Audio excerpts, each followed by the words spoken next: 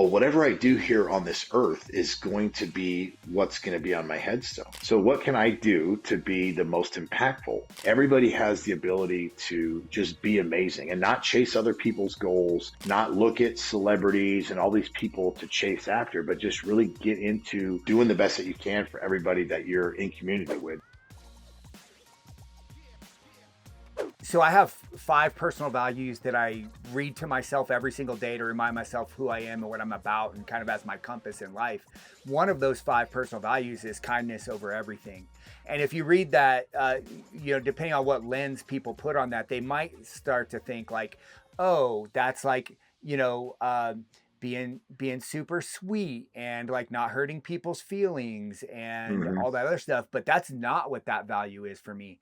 In fact, obviously coming from a place of compassion, understanding, um, and even curiosity is an important aspect of that. But also, one of the kindest things that you can do for anybody is to hold them to what you know they're capable of, hold them to the standard, without exception, and to be kind of hard on them. And I find that to be a kind act. Some of the best leaders I've had in my life, whether it be a sports coach, whether it be a military leader, whether it be, in the corporate world, some sort of executive or somebody, the best leaders I've had were kind enough to to hold me to nothing less than what they knew I was capable of, which means, yeah, being hard on me and telling me when I'm doing a bad job and telling me why I'm doing a bad job, and then telling me that I need to fix, I need to get right. And I think that's also an important aspect of leadership. Yeah, I 100% agree, man. That's the stuff that they don't show, in the media, right? They don't show these private conversations that you and I are having with our junior leaders, and the talks that we're having with our formations. They don't see that. They again, I think you nailed it right on the head. They associate kindness with weakness, and that's a phrase we talked about in the Army. Associate kindness with weakness. But I also look at it as like exactly like what you said. That is kind of the hallmark of what some would determine of a good leader, right? How do you lead and influence others? Well, sometimes it's about knowing, like you said, exactly, Athan, knowing their strengths and their weaknesses and doing your best to kind of extract the best out of them. And, you go back to my social media page, that's kind of what it is. There have been people that I have interacted with in the military within the last 8 months, a few months before we started transitioning out here.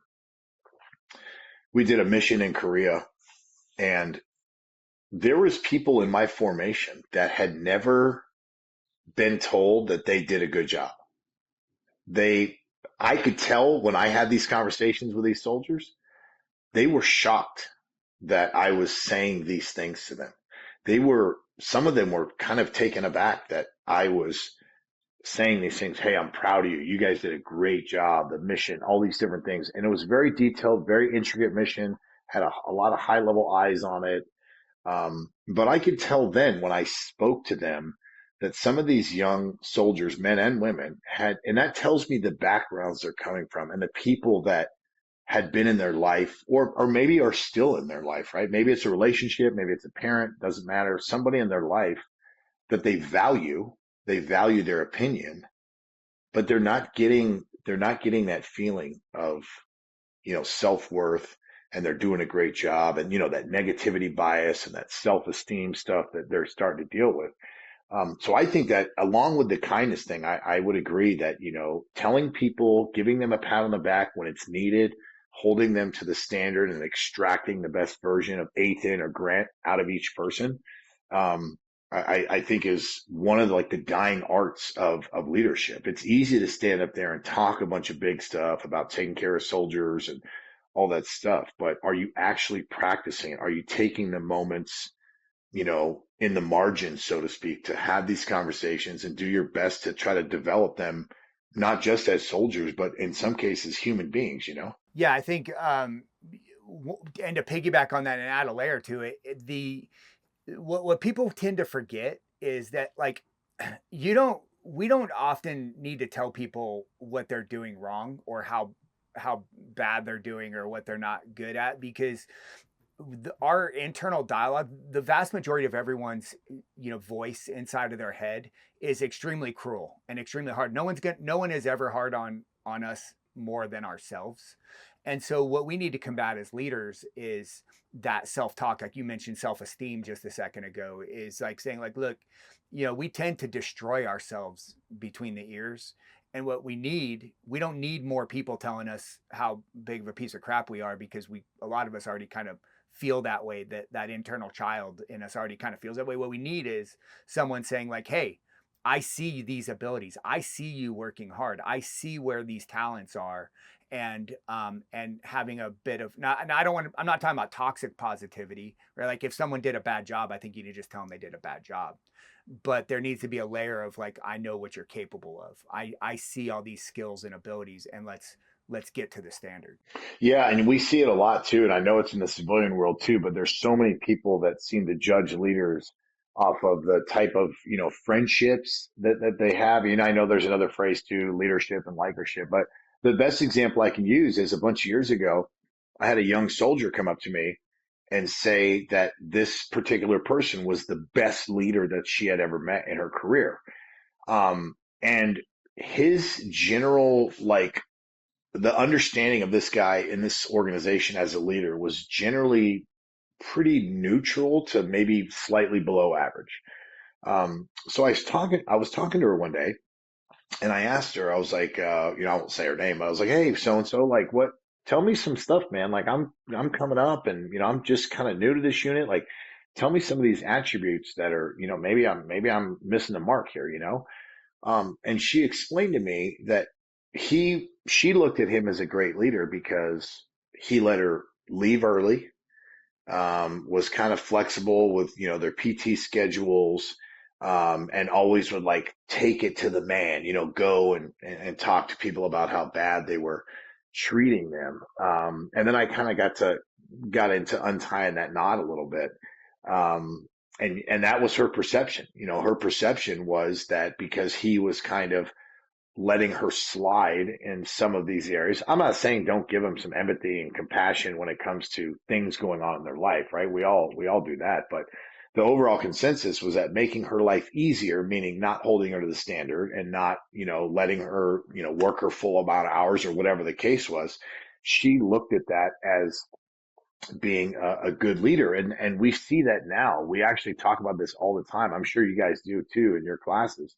That, like, when you're upholding the standards today, a lot of times people look at us crazy because it seems after the global war on terrorism era ended and we're in this kind of weird influx, it seems as though in some areas the standards in the military, are not as adhered to, and they're not demonstrated as much.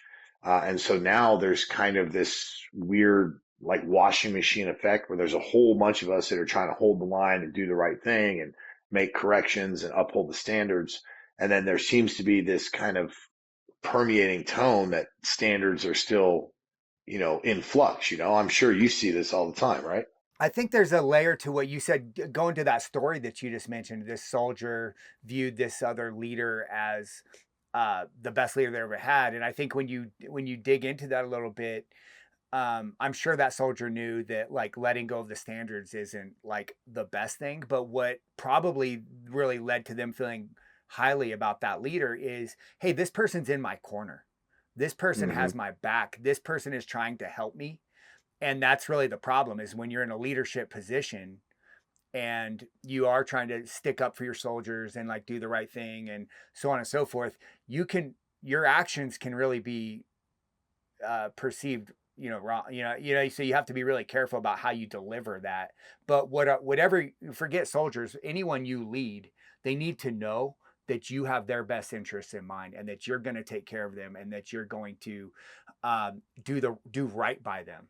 And I think that's probably the feeling that that soldier got about that leader. Unfortunately, poorly executed leadership in some ways. Yeah, yeah. And I think, what that makes me think of when you talk about that is that mutual trust, like that having somebody's back, whether it's a leader, whether it's a civilian, whatever, like building that, being, this is why you and I talk all the time about those relationships and being in community with one another.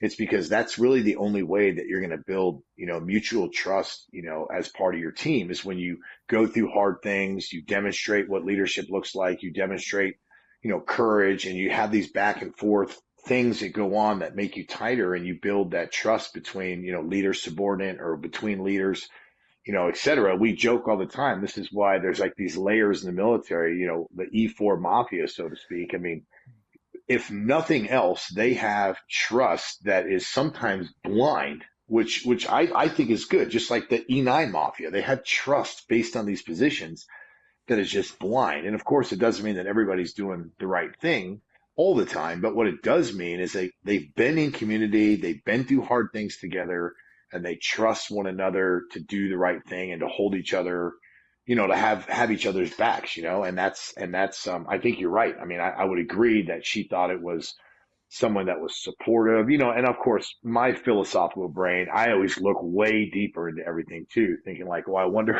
wonder how she grew up, and I wonder what her life was like. I always try to get, pull that thread with a lot of these soldiers to maybe figure out, and I might not be the best person for it, but try to figure out the big buzzword all now is root cause, but try to think of where these people come from in their life. And then they're all of a sudden planted into our formations or in our businesses and our community. And I think to myself, like, okay, let me see if I can dig in a little bit. So then that'll help me maybe adjust some of my conversations, or, maybe another tactic to try to, understand where they're coming from. So then I could try to help lead them better, because I'm doing my best to gain some of their perspective. Yeah, and I think, just like, not to get over to dig into doctrine or too much, but like the mutual trust is one of the key components to mission command, right? And if we want to be able to like tell someone an end state, and just basically give them that end state and then expect that they're going to do it, there has to be that trust. There has to be mutual trust on both ends, or it's not going to happen. All right, I'm gonna shift gears a little bit, because one, like I said, one of my big goals is to kind of just die. Like, again, you're this powerful persona, out there, and I want to dig into you a little bit. Figure out what makes you tick. And I'm actually looking at that logo over your shoulder, the Yeah. Dash Legacy 79. I don't know what Dash means, and I don't know. You use the word legacy a lot, like that's a big part of like the language you use. And then the Yeah. 79. I want to hear some more about that. Yeah. Well, hey, I'll start with the back one first. 79, super original, right? It was the year I was born. So no real big significance there. But yeah, You're so a a bunch of baby. years I'm ago. I'm I'm Yeah. Oh, 77. yeah. You got, 77.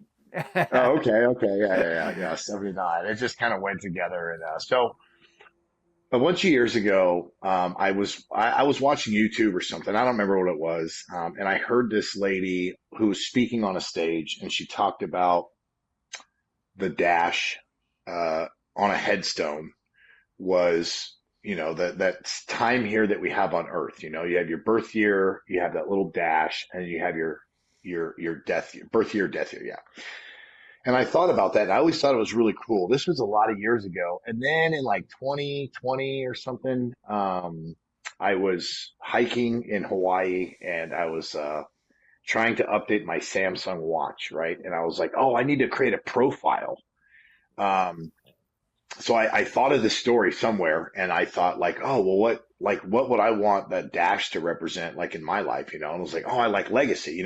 So I literally named my Samsung like profile Dash Legacy 79. Again, super original, my birth year. It's probably all I could remember at the time.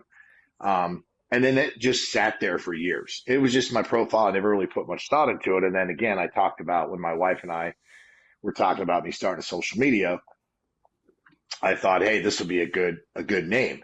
And so, and there's other people out there that talk about the dash and all that. So how I look at it is like this, I'm a man of faith. And so I think to myself, that dash that we have on Earth, or that dash is the only thing that we have on our time here on Earth. You have again, birth year, dash, death year. So that's where Dash Legacy came from. So my message is about, maximizing all the things that we have here and all of our time on this side of the earth. I've even had a dream in the past where and so envision like a standard headstone marker for like a veteran, like that white kind of oval ish picture. And in the dream, I could see myself, I could see my gravestone. And like in shadowy writing, like things were starting to get written underneath, the birth year dash death year. Things were starting to get written. And in the dream, I remember thinking to myself, well, whatever I do here on this earth is going to be what's going to be on my headstone. So what can I do to be the most impactful? Because for some people, it may say, loving husband, or it may say loving father, or it might have said wife or soldier, whatever the thing is. Um, so that's just kind of been permeating with me forever, and I've dealt with, I had my own struggles in the past with, alcohol and anxiety, depression, just all kinds of insecurities and just everything. And, the more I dug into my faith and the more I started, talking things out and all that, the more I realized that like I have a unique opportunity to share some of my stories. And I have the unique opportunity that God has given me to try to be the best that I can each day. And it's not for my name, in glory, in lights, right? I just think to myself, like, we don't have a lot of time here on earth. And so what better way to think about that than to always try to think about like, so I do think about this a lot. I think, how are my actions here on earth? How are they bringing glory to God, first of all? And how are they making my family better? How are they making my organizations better? How are they making my relationships better? And so I always look at it like that. And so that's kind of the genesis of the Dash Legacy, not original ideas, not original ideas. I just decided to put legacy on the end of it because generally legacy is used in a very positive connotation for the history of somebody's life. When someone says reputation, sometimes it can go, one wax and wane towards positivity or negativity. But in most cases, when you hear the legacy of something, it's something grandiose. And so it could be, again, somebody's legacy could just be that they were the best mother ever that, their kids and their family could have ever done. And so that's the drive for people that follow me or that I'm in community with. Regardless of what your passion is or what you're into or your walk in life, like everybody has the ability to just be amazing and not chase other people's goals, not look at celebrities and all these people to chase after, but just really get into living the best that you can and doing the best that you can for everybody that you're in community with, so that's the genesis of the Dash Legacy, which is weird because I came to social media with like nothing, meaning like, some people have a music career, then they launch it on social media, or they have a book, or they have a business. Me, I'm just saying stuff on there that I like. It's kind of nebulous actually, and people have kind of joked with me about that in the past. Actually, you and I were just talking about that the other day. Like, man, you really should be like more structured and do all this stuff. It's like, look, man, I'm not on social media to like create like a business of, selling shirts or, I mean, book. Yeah, maybe if I can learn how to write in the academy, I'll be able to put like a 5-page, big block word together, big block book together. But I just want it to be where someone can like hear it and see it and just maybe they'll get that spark and like, yeah, hey, I do want to go be in relationship with this person, or you know what, I am going to go try for that job, or I am going to, get back in the gym, or you know what, I think now's a good time to learn Spanish, whatever it happens to be, man. I just want to try to propel and promote people to just get after it. And that's not how you and I view it, right? It's not how Athan wants you to be. It's not how Grant wants you to be. It's like, you kind of know when you're looking in the mirror what things, you need to work on and maybe things you're struggling with, and I just also want people to know that there's people like you and me out there that are here to support you and come alongside you and do our best to support all the things that you want for your life.